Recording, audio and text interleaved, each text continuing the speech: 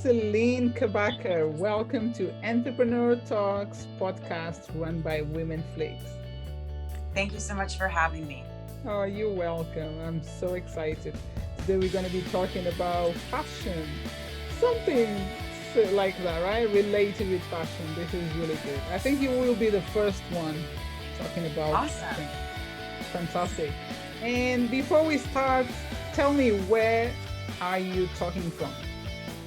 I am based right now in Los Angeles, California. So you having you having a different, how I say, because this election things, and are you enjoying life more or no? Definitely enjoying life more now and looking forward to the future. Oh, amazing. Everyone says the same. So, that's good. Yes. So, Celine, now I'm going to go to your business. Yeah. If in 3 words, what would you say about yourself as a person? I would say I am loyal. I am courageous. And I am unique. That's awesome. Beautiful.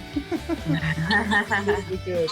And so, talking about your business, how did you, or when did you start your own brand? If you want to talk a little bit more from your background, where you're coming from. Sure.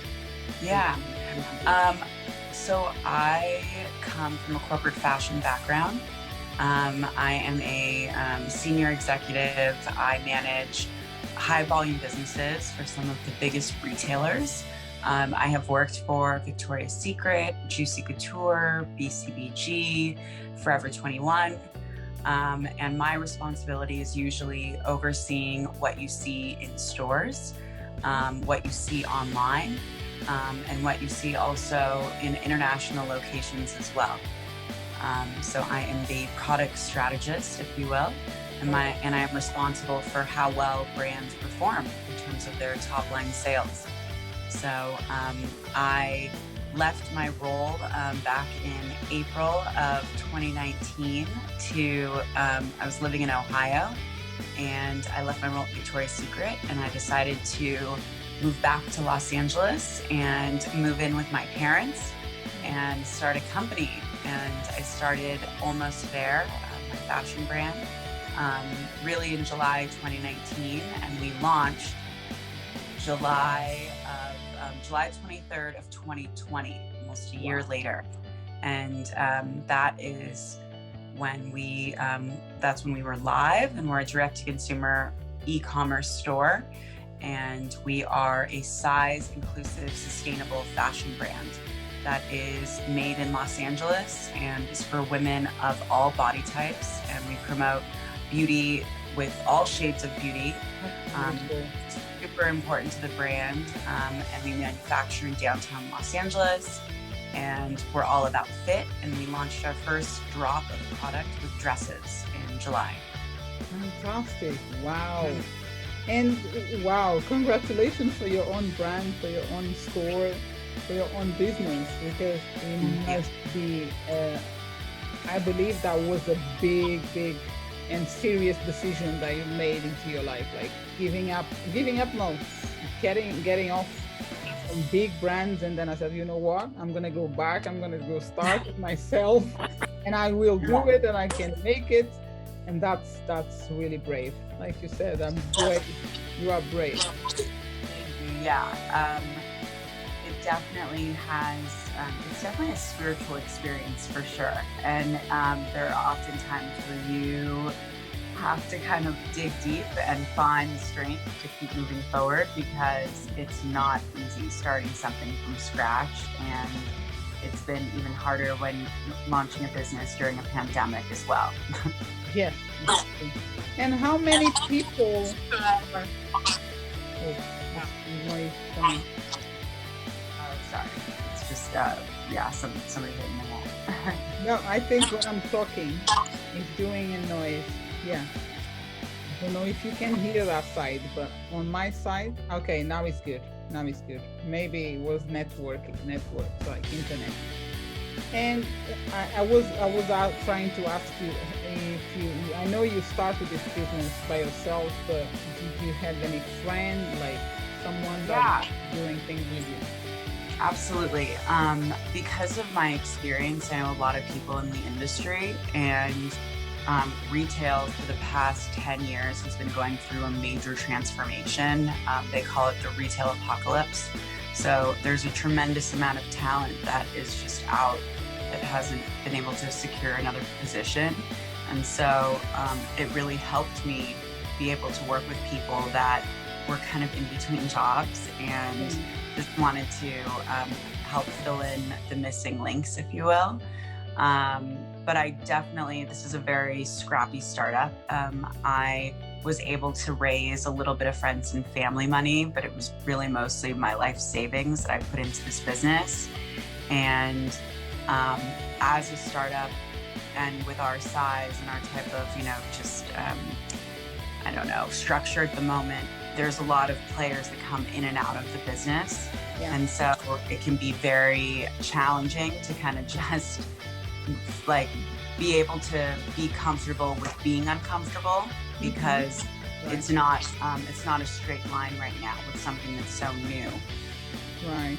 And why did you choose all the sizes and not specific?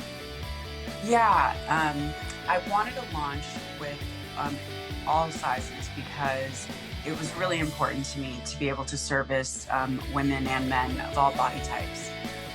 There is such a need, especially in the US. Over 70% of the average woman is above a size 14. And so that's a huge statistic. And I really, when I was doing research, it was astonishing to me that there were so few options for women above a size 14 in the US. And so I felt like it was a really big white space. And I also wanted to create a line that women of all body types could love and wear.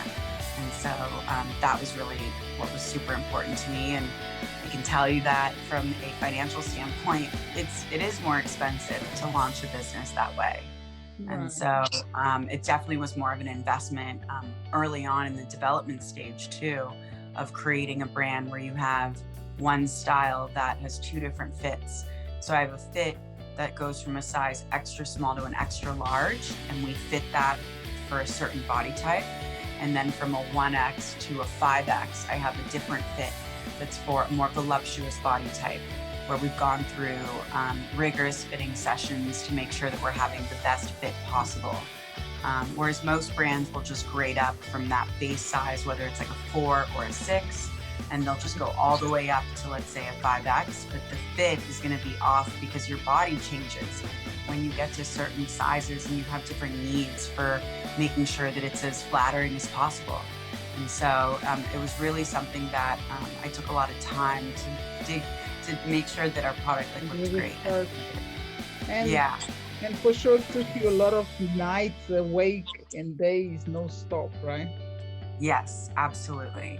And you still go on, because this is never, it's something that when we are really passionate about it and we create our own business, we never stop. And of course, I believe like you're probably not sleeping less like you were at the beginning, but if something happens, you are ready to change or to sort it, and no stress, right? Totally. Absolutely. Yeah. I can tell you, leading up to just launch, I was working nonstop. I also had a designer that was based in Australia. So at about 4 p.m. my time in Los Angeles, it would be the start of her day. And so I'd be working at night with her. And that's just the kind of person I am. So I'm very much like, I am always probably operating at a level 10. That's just my normal. And I thrive off of being just really, being somebody that's always has a lot of work on my plate. And so it was a really great challenge for me to kind of get this business off the ground, and here we are. Yes, because you sound like, when you start to say to me like you've been working with this structured companies, so big companies, I straight away thought about you. You are good to be under pressure. Like, Yes. work with big companies is not easy, because especially having the responsibility like you had, judging um, the clothes that are going to the stores and so on, and worldwide, and that's a big thing, and it's no easy. And you were happy, and now you're running your own business, and you know exactly how to do it, and you like to be on this vroom, vroom, vroom, speedy Gonzalez, right? Totally. I'm definitely hyperactive, and so it's something that it's just like innate in me. I also really love working with people, and so I always thrive with kind of trying to identify people's strengths and weaknesses, and building a team. And so it is when I think back to my positions working in different companies, it is sometimes there are moments where I call them like pinch me moments, where I'm like, is this really happening? Yeah. And I definitely have built a reputation for myself as somebody in the industry who can handle a lot of pressure and all of that. So definitely speaks true to me. Yeah. And you had challenges while you were navigating raising capital for your business, right? Can you talk Absolutely. about some of your challenges? Yes. I can tell you that first of all, I think it's a really interesting world in terms of raising capital. And when you come from a corporate fashion background like I do, there are definitely a lot more opportunities to having intros to being able to raise capital, whether it's through a family office or a venture capitalist fund.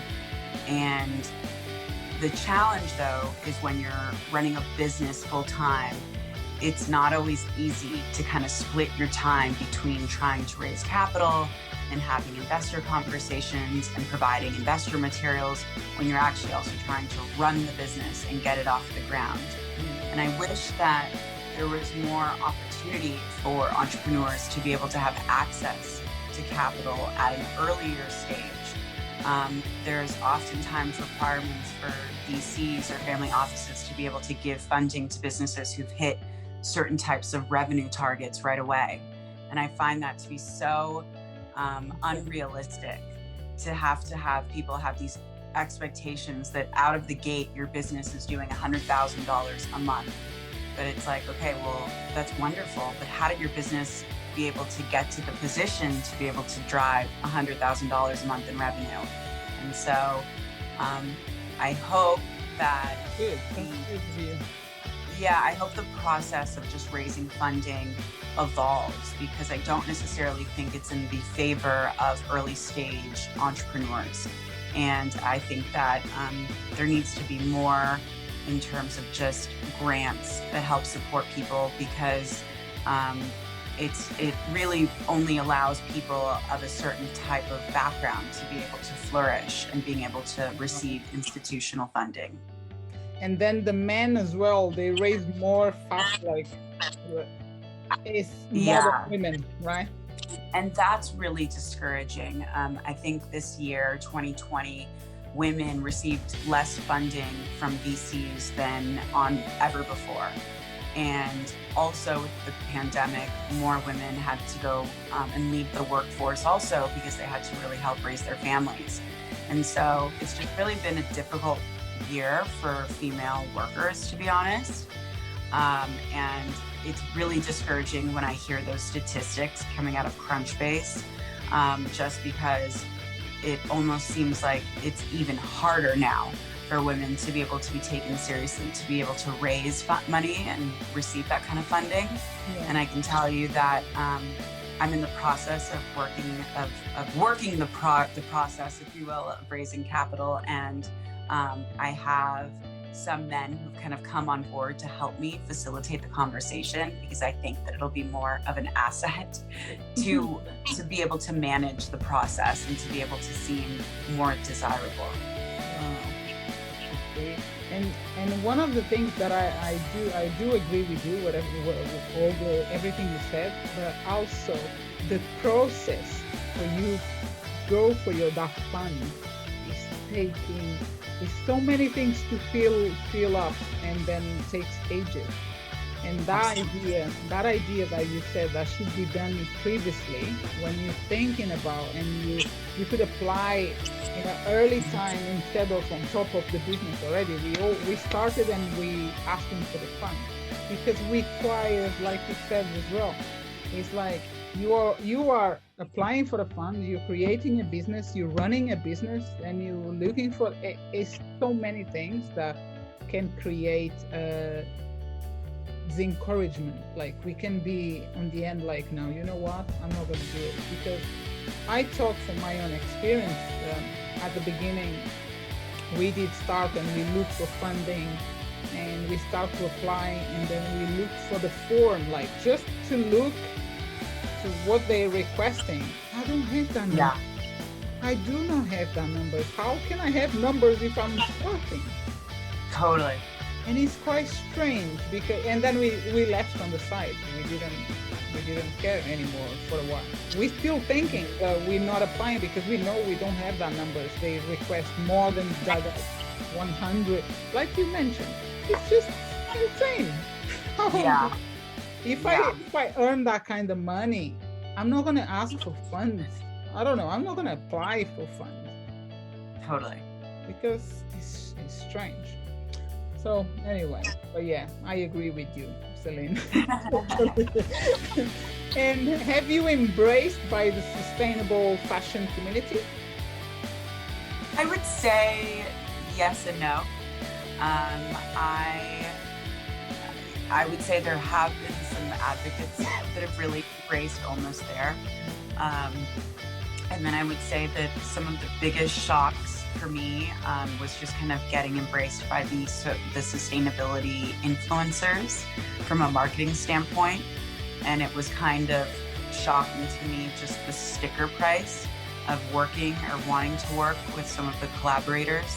It's definitely a business, and I respect that, but I think there also has to be some level of altruism, where if we're gifting you an item that is valued at least $250, that and we're a new business and you believe in our mission, that you also want to support new, small, emerging brands.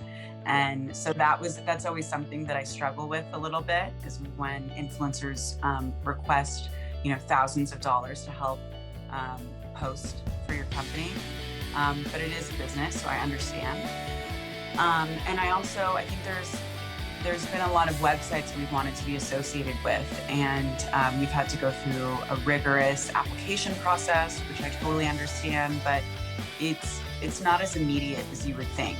And it definitely, I think, is a slow moving target as far as that point of entry of really being embraced and recognized. And I found that some more well-known brands, at least in the US, they're well-known because they have huge dollars behind them. And so that's also a challenge. But I think that Instagram is a great platform for new businesses, and to be able to get recognized and to be able to just start a social following. Yeah. And so it's just been a great learning experience. Okay, good. But I'm gonna go back to your the influencers. Yes.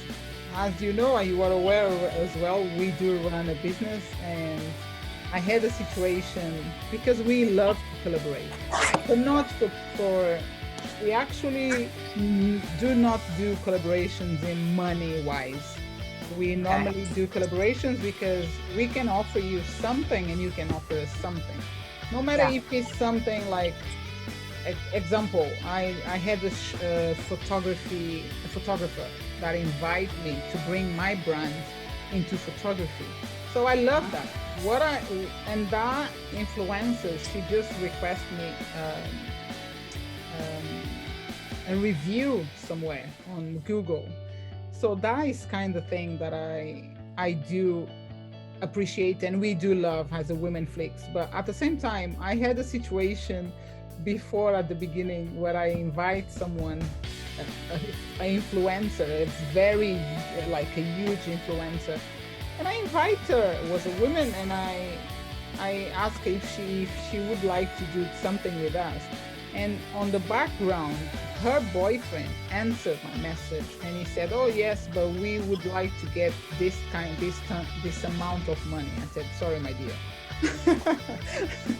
this is not what I'm looking for." And then she came back and apologized and said, "This was my manager or agent or something. I won't charge you anything." And actually, we end up doing an amazing work because she came to me, we had the work done.